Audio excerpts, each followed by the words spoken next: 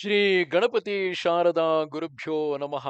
ಯತ್ರ ಯೋಗೇಶ್ವರ ಕೃಷ್ಣೋ ಯತ್ರ ಪಾರ್ಥೋ ಧನುರ್ಧರಃ ಅತ್ರ ಶ್ರೀ ವಿಜಯ ಭೂತಿರ್ಧ್ರುವ ನೀತಿರ್ಮತಿರ್ಮಮ. ಶ್ರೋತೃಗಳಿಗೆ ಶ್ರೀ ಅಳಸಿಂಗರಾಚಾರ್ಯ ವಿರಚಿತ ಶ್ರೀ ವ್ಯಾಸ ಮಹರ್ಷಿ ಪ್ರಣೀತ ಶ್ರೀಮನ್ ಮಹಾಭಾರತದ ದ್ರೋಣ ಪರ್ವದಲ್ಲಿ ಸಂಕುಲ ಯುದ್ಧವು ಎಂಬ 20ನೆಯ ಅಧ್ಯಾಯಕ್ಕೆ ಸ್ವಾಗತ. ಮಹಾರಾಜ ಮಹಾರಥನಾದ ದ್ರೋಣನು ಆ ರಾತ್ರಿಯನ್ನು ಶಿಬಿರದಲ್ಲಿ ಕಳೆಯುತ್ತಾ ದುರ್ಯೋಧನನಿಗೆ ಅನೇಕ ವಿಧದಲ್ಲಿ ಸಮಾಧಾನ ವಾಕ್ಯಗಳನ್ನು ಹೇಳಿದನು. ಆಮೇಲೆ ಅತ್ತಲಾಗಿ ಅರ್ಜುನನು ಧರ್ಮರಾಜನಿಗೆ ತಕ್ಕ ರಕ್ಷಕರನ್ನು ನಿಯಮಿಸಿ ಸಂಶಪ್ತಕ ಗಣಗಳೊಡನೆ ಯುದ್ಧಕ್ಕಾಗಿ ಹೊರಟ ಮೇಲೆ ಇತ್ತಲಾಗಿ ದ್ರೋಣನು ತನ್ನ ಸೈನ್ಯವನ್ನು ವ್ಯೂಹವಾಗಿ ರಚಿಸಿ ಧರ್ಮರಾಜನನ್ನು ಹಿಡಿಯುವ ಉದ್ದೇಶದಿಂದ ಪಾಂಡವ ಸೈನ್ಯವನ್ನು ಎದುರಿಸಿ ಹೋದನು. ದ್ರೋಣನು ತನ್ನ ಸೈನ್ಯವನ್ನು ಗರುಡ ವ್ಯೂಹವಾಗಿ ರಚಿಸಿದುದನ್ನು ನೋಡಿ ಇತ್ತಲಾಗಿ ಯುಧಿಷ್ಠಿರನು ತನ್ನ ಸೈನ್ಯವನ್ನು ಅರ್ಧಚಂದ್ರ ವ್ಯೂಹವಾಗಿ ನಿಲ್ಲಿಸಿದನು. ಮಹಾರಥನಾದ ದ್ರೋಣನೇ ಗರುಡ ವ್ಯೂಹದ ಮುಖ ಭಾಗದಲ್ಲಿ ನಿಂತಿದ್ದನು. ದುರ್ಯೋಧನನು ತನ್ನ ಸಹೋದರರೊಡನೆ ಶಿರೋಭಾಗದಲ್ಲಿದ್ದನು. ಕೃತವರ್ಮನು ಕೃಪನು ಕಣ್ಣುಗಳ ಸ್ಥಾನದಲ್ಲಿದ್ದರು. ಭೂತಶರ್ಮ, ಕ್ಷೇಮಶರ್ಮ, ಕನಕಾಕ್ಷರೆಂಬುವರೊಡನೆ ಕಳಿಂಗರು, ಸಿಂಹಲರು, ಪೂರ್ವದೇಶೀಯರು, ಶೂರಸೇನರು, ಅಭೇರರು, ದಾಶೇರಕರು, ಶಕರು, ಯವನರು, ಕಾಂಭೋಜರು, ಹಂಸಪಥರು, ಶೂರರು, ದರದರು, ಮರ್ದ್ರರು, ಕೇಕಯರು ಇವರೆಲ್ಲರೂ ತಮ್ಮ ತಮ್ಮ ಚತುರಂಗಗಳೊಡಗೂಡಿ ಉತ್ತಮ ಕವಚಗಳನ್ನು ಧರಿಸಿ ಆ ಗರುಡ ವ್ಯೂಹದ ಕಂಠಸ್ಥಾನದಲ್ಲಿದ್ದರು. ಭೂರಿಶ್ರವಸ್ಸು, ಶಲ್ಯನು, ಸೋಮದತ್ತನು, ಬಾಕ್ಲೀಕನು ಈ ನಾಲ್ವರು ವೀರರು ಅಕ್ಷೌಹಿಣಿ ಸೈನ್ಯದೊಡನೆ ಆ ವ್ಯೂಹದ ಬಲಪಾರ್ಶ್ವದಲ್ಲಿದ್ದರು. ಅವಂತಿ ದೇಶದ ವಿಂದಾನುವಿಂದರು, ಕಾಂಭೋಜ ದೇಶದ ಸುದಕ್ಷಿಣನು ಅಶ್ವತ್ಥಾಮನನ್ನು ಮುಂದಿಟ್ಟುಕೊಂಡು ಆ ವ್ಯೂಹದ ಎಡಪಾರ್ಶ್ವದಲ್ಲಿದ್ದರು. ಕಳಿಂಗರು, ಅಂಬಷ್ಟರು, ಮಾಗಧರು, ಪೌಂಡ್ರರು, ಮದ್ರಕರು, ಗಾಂಧಾರರು, ಶಕರು, ಪೂರ್ವದೇಶೀಯರು, ಪಾರ್ವತೇಯರು, ವಸಾತಿಗಳು ಇವರೆಲ್ಲರೂ ಆ ಗರುಡ ವ್ಯೂಹದ ಬೆನ್ನಿನ ಭಾಗದಲ್ಲಿದ್ದರು. ಆ ವ್ಯೂಹದ ಬಾಲದ ಕಡೆಯಲ್ಲಿ ಕರ್ಣನು ತನ್ನ ಪುತ್ರರನ್ನು ಇತರ ಬಂಧುಗಳನ್ನು ನಿಲ್ಲಿಸಿ ತಾನು ನಾನಾ ದೇಶಗಳಿಂದ ಬಂದ ದೊಡ್ಡ ಸೈನ್ಯಗಳನ್ನು ಸೇರಿಸಿಕೊಂಡು ನಿಂತನು. ಜಯದ್ರಥನು, ಭೀಮರಥನು, ಸಂಪಾತಿ, ಋಷಭನು, ಜಯನು, ಭೂಮಿಂಜಯನು, ವಿಷಕ್ರಾಥನು, ನೈಷಧನು ಇವರೆಲ್ಲರೂ ದೊಡ್ಡ ಸೈನ್ಯವನ್ನು ಸೇರಿಸಿಕೊಂಡು ಆ ಗರುಡ ವ್ಯೂಹದ ಎದೆಯ ಭಾಗದಲ್ಲಿದ್ದರು. ಇವರೆಲ್ಲರೂ ಬ್ರಹ್ಮಲೋಕವನ್ನು ಸಾಧಿಸತಕ್ಕ ಮಹಿಮೆಯುಳ್ಳವರು. ಎಲ್ಲರೂ ಯುದ್ಧದಲ್ಲಿ ಮಹಾ ನಿಪುಣರು. ಹೀಗೆ ಚತುರಂಗ ಬಲ ವಿಶಿಷ್ಟನಾಗಿ ದ್ರೋಣನಿಂದ ರಚಿತವಾದ ಆ ವ್ಯೂಹವು ಬಿರುಗಾಳಿಯಿಂದ ಕ್ಷೋಭಿತವಾದ ಮಹಾ ಸಮುದ್ರದ ಹಾಗೆ ಉತ್ಸಾಹದಿಂದ ನರ್ತಿಸುವಂತೆ ತೋರುತ್ತಿತ್ತು. ಆ ಗರುಡ ವ್ಯೂಹದ ಉಭಯ ಪಾರ್ಶ್ವಗಳ ರೆಕ್ಕೆಗಳಲ್ಲಿಯೂ ಅದರ ಶಾಖೆಗಳಲ್ಲಿಯೂ ಯುದ್ಧೋದ್ಯತರಾದ ಅನೇಕ ಯೋಧರು ಉತ್ಸಾಹದಿಂದ ಗರ್ಜಿಸುತ್ತಾ ಬೇಸಿಗೆ ಕಾಲವು ಮುಗಿದ ಮೇಲೆ ಮಿಂಚು ಗುಡುಗುಗಳೊಡನೆ ಆರ್ಭಟಿಸುತ್ತಾ ಬರುವ ಮೇಘಗಳಂತೆ ಕಾಣಿಸುತ್ತಿದ್ದರು. ಆ ವ್ಯೂಹದ ಮಧ್ಯಭಾಗದಲ್ಲಿ ಪ್ರಾಗ್ಜ್ಯೋತಿಷ ರಾಜನು ಯುದ್ಧ ಸನ್ನದ್ಧವಾದ ತನ್ನ ಮಹಾಗಜವನ್ನೇರಿ ಉದಯ ಕಾಲದ ಸೂರ್ಯನಂತೆ ಜ್ವಲಿಸುತ್ತಿದ್ದನು. ಅವನ ತಲೆಯ ಮೇಲೆ ಹೂವಿನ ಕುಚ್ಚುಗಳಿಂದ ಅಲಂಕೃತವಾದ ಶ್ವೇತ ಛತ್ರವು ಪೂರ್ಣಿಮೆಯಲ್ಲಿ ಕೃತ್ತಿಕಾ ನಕ್ಷತ್ರದೊಡಗೂಡಿದ ಶರಶ್ಚಂದ್ರನಂತೆ ಶೋಭಿಸುತ್ತಿತ್ತು. ಕಾಡಿಗೆಯ ರಾಶಿಯಂತೆ ಕಾಂತಿಯುಳ್ಳ ಆ ಮದದಾನೆಯ ಗಂಡಸ್ಥಳದಿಂದ ಎಡಬಿಡದೆ ಮದ ಜಲವು ಸ್ರವಿಸುತ್ತಿರುವುದನ್ನು ನೋಡುವಾಗ ಮಹಾಮೇಘಗಳಿಂದ ಬೀಳುವ ಮಳೆಯ ಹಾಗೆ ಮಳೆಗೆ ಸಿಕ್ಕಿದ ಮಹಾಗಿರಿಯಂತೆ ಕಾಣಿಸುತ್ತಿದ್ದಿತು. ಆ ಪ್ರಾಗ್ಜ್ಯೋತಿಷ ರಾಜನ ಅಂಗರಕ್ಷಣೆಗಾಗಿ ವಿವಿಧ ಆಯುಧಗಳನ್ನು ವಿವಿಧ ಭೂಷಣಗಳನ್ನು ಧರಿಸಿದ ಅನೇಕ ರಾಜರು ಸುತ್ತಲೂ ನಿಂತಿರಲು ಅವನು ದೇವಗಣಗಳಿಂದ ಪರಿವೃತನಾದ ಚಂದ್ರನಂತೆ ಕಾಣಿಸುತ್ತಿದ್ದನು. ಹೀಗೆ ದ್ರೋಣನು ರಚಿಸಿದ ಅತಿಮಾನುಷವಾದ ವ್ಯೂಹರಚನೆಯನ್ನು ನೋಡಿ ಯುಧಿಷ್ಠಿರನು ಆಶ್ಚರ್ಯದಿಂದ ದೃಷ್ಟದ್ಯುಮ್ನನೊಡನೆ ಹೀಗೆಂದನು. ರಾಜಕುಮಾರ, ಅದು ಲಾಗಿ ದ್ರೋಣನು ಶತ್ರು ದುರ್ಜಯವಾದ ವ್ಯೂಹವನ್ನು ರಚಿಸಿರುವನು. ಆ ಬ್ರಾಹ್ಮಣನ ಕೈಗೆ ನಾನು ಸಿಕ್ಕಿ ಬೀಳದಂತೆ ನೀನು ತಕ್ಕ ಉಪಾಯವನ್ನು ಮಾಡಬೇಕು ಎಂದನು. ಆಗ ದೃಷ್ಟದ್ಯುಮ್ನನು, ಧರ್ಮಪುತ್ರ, ನೀನು ಹೆದರಬೇಡ. ನೀನು ಅವನ ಕೈಗೆ ಸಿಕ್ಕದಂತೆ ನಾನು ನೋಡಿಕೊಳ್ಳುವೆನು. ನಿನಗೆ ಆ ಚಿಂತೆಯೇ ಬೇಡ. ಅಷ್ಟು ಮಾತ್ರವಲ್ಲ, ದ್ರೋಣನನ್ನು ಅವನ ಸಮಸ್ತ ಪರಿವಾರಗಳೊಡನೆ ತಡೆಯಲು ನಾನಿರುವೆನು. ನಾನು ಬದುಕಿರುವವರೆಗೆ ಆ ದ್ರೋಣನಿಗಾಗಿ ನೀನು ಭಯಪಡಬೇಕಾಗಿಲ್ಲ.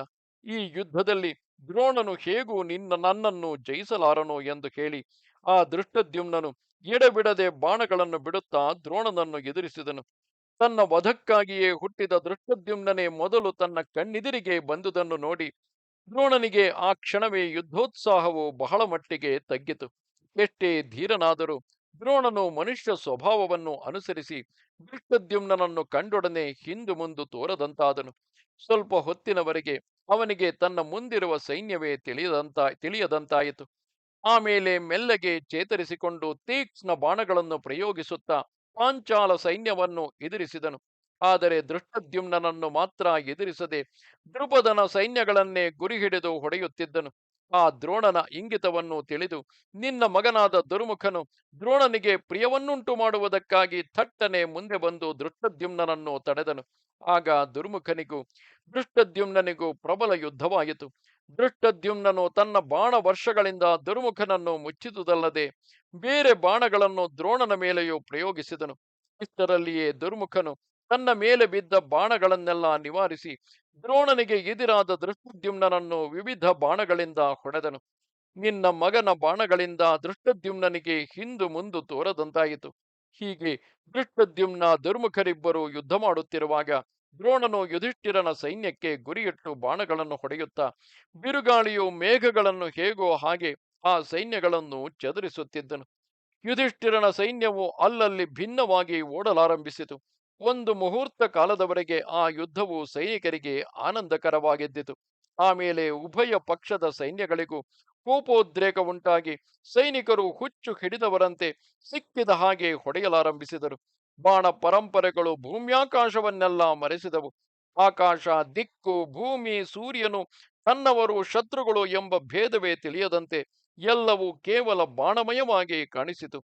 ಅನುಮಾನಗಳಿಂದಲೂ ಸಂಜ್ಞೆಗಳಿಂದಲೂ ತನ್ನವರಾರು ಶತ್ರುಗಳಾರು ಎಂಬ ಭೇದಗಳನ್ನು ಊಹಿಸಿಕೊಂಡು ಯುದ್ಧವನ್ನು ನಡೆಸುತ್ತಿದ್ದರು. ಕಿರೀಟ ರತ್ನಗಳು, ಚಿನ್ನದ ನಾಣ್ಯದ ಆಭರಣಗಳು, ಕವಚಗಳು ಇವುಗಳೊಳಗೆಲ್ಲ ಸೂರ್ಯಕಾಂತಿಯುಳ್ಳ ಬಾಣಗಳ ಕಾಂತಿಗಳೇ ಪ್ರತಿಫಲಿಸುತ್ತಿದ್ದವು. ಅಲ್ಲಲ್ಲಿ ಮುರಿದು ಬಿದ್ದ ಪತಾಕೆಗಳಿಂದ ಕೂಡಿದ ರಥ ಗಜ ತುರಗಗಳೆಲ್ಲ ಆಕಾಶದಲ್ಲಿ ಕೊಕ್ಕರೆಗಳ ಕಾಂತಿಯಿಂದ ಚಿತ್ರಿತಗಳಾದ ಮೇಘ ಸಮೂಹದಂತೆ ಕಾಣಿಸುತ್ತಿದ್ದವು. ಆ ಯುದ್ಧದಲ್ಲಿ ಕಾಲಾಳುಗಳು ಕಾಲಾಳುಗಳನ್ನು, ಕುದುರೆಗಳು ಕುದುರೆಗಳನ್ನು, ರಥಿಕರನ್ನು, ಆನೆಗಳು ಆನೆಗಳನ್ನು ಮೇಲೆ ಬಿದ್ದು ಕೊಲ್ಲುತ್ತಿದ್ದವು. ಇಷ್ಟರಲ್ಲಿಯೇ ಧ್ವಜವನ್ನೇರಿಸಿದ ಉಭಯ ಪಕ್ಷದ ಆನೆಗಳು ಒಂದಕ್ಕೊಂದು ಕೈಕಲೆತು ನಿಂತವು. ಒಂದನ್ನೊಂದು ನೂಕುವುದು, ಒಂದನ್ನೊಂದು ಸುಂಡಿಲುಗಳಿಂದ ಹಿಡಿದೆಳೆಯುವುದು, ಒಂದನ್ನೊಂದು ಕೊಂಬುಗಳಿಂದ ಹಿಡಿದು ತಿವಿಯುವುದು, ಹೀಗೆಲ್ಲ ಹೋರಾಡುತ್ತಿದ್ದ ಆ ಆನೆಗಳ ಕೊಂಬಿನ ಸಂಘರ್ಷಣದಿಂದ ಹೊಗೆಯೊಡಗೂಡಿದ ಉರಿಯು ಮೇಲೆದ್ದಿತು. ಆನೆಯ ಮೇಲೆ ಕಟ್ಟಿದ ಧ್ವಜಗಳೆಲ್ಲ ಮುರಿದು ಬಿದ್ದವು. ಕೊಂಬಿನ ಘರ್ಷಣದಿಂದ ಉಂಟಾದ ಆ ಬೆಂಕಿಯಿಂದ ಗಜಯೂಥಗಳು ಮಿಂಚನ್ನು ಹೊರಡಿಸುವ ಮೇಘಗಳಂತೆ ಕಾಣಿಸುತ್ತಿದ್ದವು. ಈ ಹೊಡೆದಾಟದಲ್ಲಿ ಆನೆಗಳು ಒಂದನ್ನೊಂದು ಅಟ್ಟುವುದು, ಒಂದನ್ನು ನೋಡಿ ಮತ್ತೊಂದು ಗರ್ಜನೆ ಮಾಡುವುದು, ಒಂದನ್ನು ಮತ್ತೊಂದು ತಳ್ಳುವುದು, ಸತ್ತು ಕೆಳಗೆ ಬೀಳುವುದು. ಹೀಗಾಗಿ ವರ್ಷಾಕಾಲದಲ್ಲಿ ಮೇಘಾವೃತವಾದ ಆಕಾಶದಂತೆ ರಣಾಂಗಣವೆಲ್ಲ ಆನೆಗಳ ದೇಹದಿಂದ ಮರೆಸಿ ಹೋಯಿತು.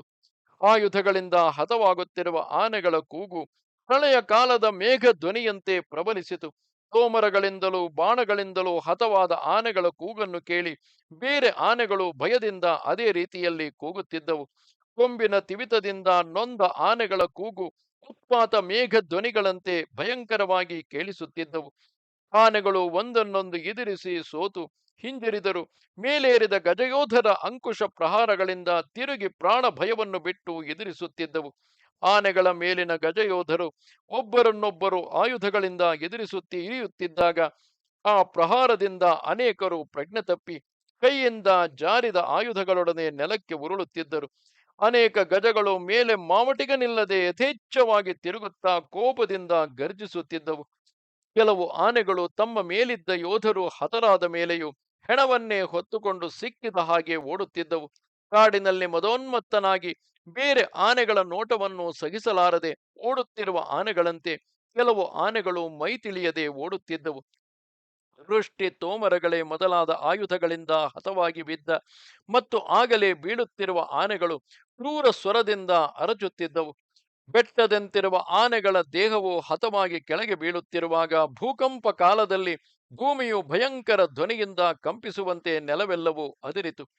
ಧ್ವಜಗಳೊಡನೆಯೂ ಮೇಲಿನ ಯೋಧರೊಡನೆಯೂ ಅಲ್ಲಲ್ಲಿ ಬಿದ್ದ ಆನೆಗಳಿಂದ ರಣಭೂಮಿಯೆಲ್ಲ ಪರ್ವತಗಳಿಂದ ವ್ಯಾಪ್ತವಾದಂತೆ ಕಾಣಿಸಿತು. ಆನೆಗಳ ಮೇಲೆ ಯುದ್ಧ ಮಾಡುತ್ತಿದ್ದ ಗಜಯೋಧರು ರಥಿಕರಿಂದ ಹತರಾಗಿ ಎದೆಯೊಡೆದು ಕೆಳಗೆ ಬೀಳುತ್ತಾ ಕ್ರೌಂಚ ಪಕ್ಷಿಗಳಂತೆ ದೀನ ಸ್ವರದಿಂದ ಕೂಗುತ್ತಿದ್ದರು. ಬಾಣ ಪ್ರಹಾರದಿಂದ ನೊಂದ ಕೆಲವು ಆನೆಗಳು ಕೋಪಾವೇಶದಿಂದ ಮೈಮರೆತು ತನ್ನವರೆಂದು ಇತರರೆಂದು ತಿಳಿಯದೆ ಸಿಕ್ಕಿದವರನ್ನು ಕೊಲ್ಲುತ್ತಾ ಸಂಚರಿಸುತ್ತಿದ್ದವು.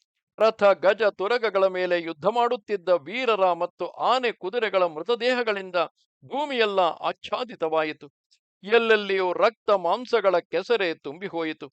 ಆನೆಗಳ ಕೊಂಬಿನ ತಿವಿತದಿಂದಲೂ ಅವುಗಳ ಸುಂಡಿಲಿನ ಪೆಟ್ಟಿನಿಂದಲೂ ಎಷ್ಟೇ ರಥಗಳು ಮುರಿದು ಚಕ್ರಗಳು ತುಂಡಾಗಿ ಮೇಲಿದ್ದ ರಥಿಕರು ಸತ್ತು ಬೀಳುತ್ತಿದ್ದರು.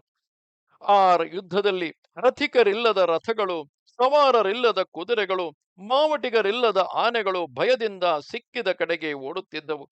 ಆ ದೊಂಬಿ ಯುದ್ಧದಲ್ಲಿ ತಂದೆಯು ಮಗನೆಂದು, ಮಗನು ತಂದೆಯೆಂದು ನೋಡದೆ ಸಿಕ್ಕಿದ ಹಾಗೆ ಕೊಲ್ಲುತ್ತಿದ್ದರು. ಆ ರಣಾಂಗಣವೆಲ್ಲ ರಕ್ತದ ಕೆಸರಿನಿಂದ ತುಂಬಿ ಅಲ್ಲಿ ಸಂಚರಿಸತಕ್ಕ ಯೋಧರಿಗೆ ಹಿಮ್ಮಡಿಯವರೆಗೆ ಕಾಲುಗಳು ಹೂತು ಹೋಗುತ್ತಿದ್ದುದರಿಂದ ಕಷ್ಟಪಟ್ಟು ಸಂಚರಿಸುತ್ತಿದ್ದರು. ಆ ಯುದ್ಧದಲ್ಲಿ ಯೋಧರ ಉಡುಪುಗಳೆಲ್ಲ ರಕ್ತದಿಂದ ತೊಯ್ದು ಕಾಡುಗಿಚ್ಚಿನಿಂದ ಹತ್ತಿ ಉರಿಯುವ ವೃಕ್ಷಗಳಂತೆ ಕಾಣಿಸುತ್ತಿದ್ದವು. ಧ್ವಜಗಳು, ಛತ್ರಗಳು, ಆ ಕುದುರೆಗಳು, ಆನೆಗಳು, ಮನುಷ್ಯರು ಎಲ್ಲವೂ ರಕ್ತಮಯವಾಗಿಯೇ ಕಾಣುತ್ತಿದ್ದವು. ರಥಚಕ್ರಗಳಿಗೆ ಸಿಕ್ಕಿ ಎಷ್ಟೋ ಆನೆಗಳು, ಕುದುರೆಗಳು, ಪದಾತಿಗಳು ನಜ್ಜುಗುಜ್ಜಾಗಿ ಹೋದವು. ಆನೆಗಳೆಂಬ ಪ್ರವಾಹ ವೇಗದಿಂದಲೂ ಮನುಷ್ಯರ ಮೃತದೇಹವೆಂಬ ಪಾಚಿಗಳಿಂದಲೂ ರಥಗಳೆಂಬ ಸುಳಿಗಳಿಂದಲೂ ಕೂಡಿದ ಆ ಸೈನ್ಯ ಸಮುದ್ರದಲ್ಲಿ ಯುದ್ಧವೆಂಬ ವ್ಯಾಪಾರದಿಂದ ಜಯವೆಂಬ ಸಂಪತ್ತನ್ನು ಸಾಧಿಸುವುದಕ್ಕಾಗಿ ವೀರರು ವಾಹನಗಳೆಂಬ ತೆಪ್ಪಗಳನ್ನೇರಿ ಅದರಲ್ಲಿ ಮುಳುಗಿ ಮೇಲೇಳುತ್ತಿದ್ದರೂ ಮೋಹಕ್ಕೀಡಾಗಲಿಲ್ಲ. ಬಾಣ ವರ್ಷಗಳಿಂದ ಮರೆಸಿ ಹೋದರೂ ಎದೆಗುಂದಲಿಲ್ಲ. ತಮ್ಮ ಧ್ವಜವು ಮುರಿಯುವುದಕ್ಕೂ ಯಾವನೂ ಅವಕಾಶ ಕೊಡಲಿಲ್ಲ. ಹೀಗೆ ಭಯಂಕರ ಯುದ್ಧವು ನಡೆಯುತ್ತಿರುವಾಗ ದ್ರೋಣರು ತನ್ನ ಮುಂದಿದ್ದ ಸೈನ್ಯವನ್ನೆಲ್ಲ ಮೂರ್ಛೆಗೊಳಿಸುತ್ತಾ ಯುಧಿಷ್ಠಿರನಿಗೆ ಎದಿರಾಗಿ ಹೊರಟನು. ಇದು 20ನೆಯ ಅಧ್ಯಾಯವು. ನಮಸ್ತೆ ಶಾರದೆ ದೇವಿ, ಕಾಶ್ಮೀರ ಪುರವಾಸಿನಿ, ತ್ವಾಮಹಂ ಪ್ರಾರ್ಥೆಯೇ ನಿತ್ಯಂ, ವಿದ್ಯಾದಾನಂಚ ದೇಹಿಮೆ. ನಮಸ್ಕಾರ.